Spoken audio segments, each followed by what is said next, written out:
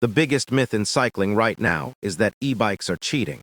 A 2024 study proves e-bike owners actually get more cardiovascular exercise over a year than regular cyclists. A standard 2026 Trek X2 commuter costs $800. An entry e-bike like the Aventon Soltera.2 runs $1,500. Here's the mistake people make.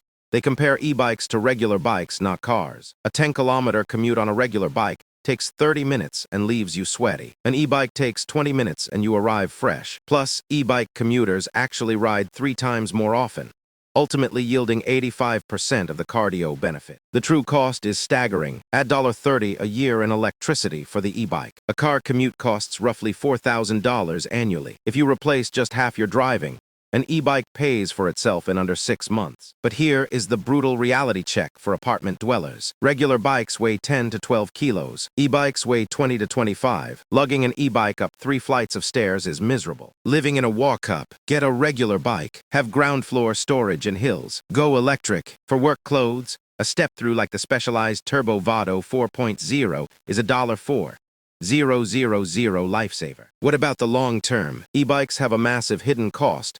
Battery degradation. After 500 to 800 charge cycles, a $400 replacement is needed. Because of this anxiety, e-bikes depreciate 40 to 50% in year 1. Let's look at range. If your commute is under 15 kilometers, any standard 250 watt-hour e-bike works. But over 25 kilometers, you absolutely need a 500 watt-hour battery, or you'll be pedaling a dead 25-kilo weight home. The verdict: buy the Trek X2 purely for fitness. Buy the Aventon or specialized e-bike to replace car trips. E-bikes aren't cheating, they are car replacements. Buy for the life you have.